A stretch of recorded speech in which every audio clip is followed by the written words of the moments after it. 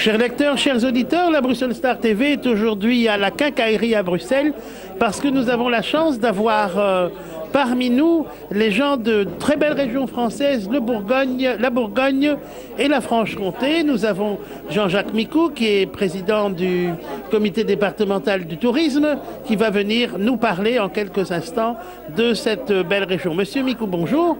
Quelques mots sur la Franche-Comté. Alors la Franche-Comté, qu'on ne connaît pas forcément, c'est la partie est de la France. C'est une région qui est frontalière avec la Suisse, qui se compose de 4 départements, territoire de Belfort, la Haute-Saône, le Jura et le département du Doubs. C'est une région qui a une longue histoire derrière elle et c'est surtout une région très gourmande. De fromage et de vin.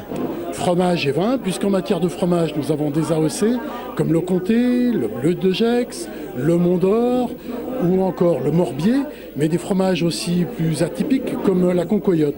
Et puis en matière de vignoble, nous avons un petit vignoble par rapport à nos amis bourguignons, mais un vignoble qui ne manque pas de caractère, avec des vins très marqués, très typés, comme le vin de paille, le vin jaune, le Macvin. Le vignoble du Jura. Là, je parle bien entendu du vignoble du Jura, avec ces vins qui sont très typiques, rocailleux et qui ont des saveurs assez exceptionnelles parce qu'ils bénéficient aussi d'un traitement et d'une vinification assez particulière. Alors avec les cépages savagnin, pinot noir, trousseau, poulsard, chardonnay. Absolument, tous ces cépages-là, et avec des assemblages assez particuliers qui nous permettent de faire des vins comme le vin jaune qui est un vin vieilli quand même 6 ans et 3 mois avant de pouvoir être tiré et bu.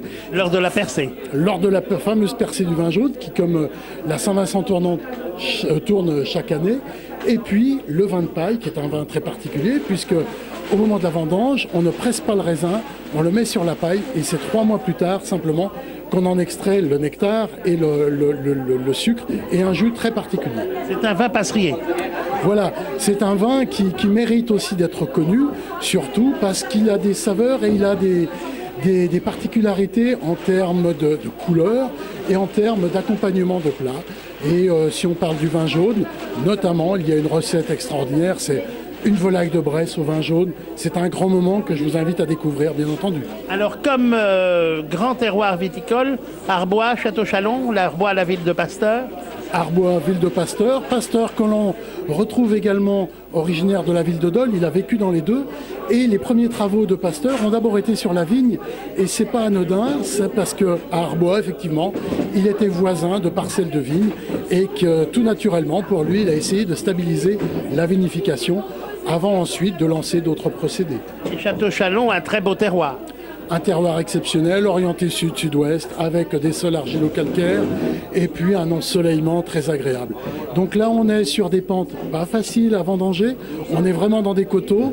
Bien entendu, tout ça se fait à la main, on est vraiment dans la tradition, et la tradition, c'est ce qui reste encore très vivant chez nous, c'est tout sauf du folklore. Pour venir depuis Bruxelles chez vous, il y a les gares TGV. Il y a les gares TGV avec gare de Belfort, gare de Besançon, gare de Dole évidemment.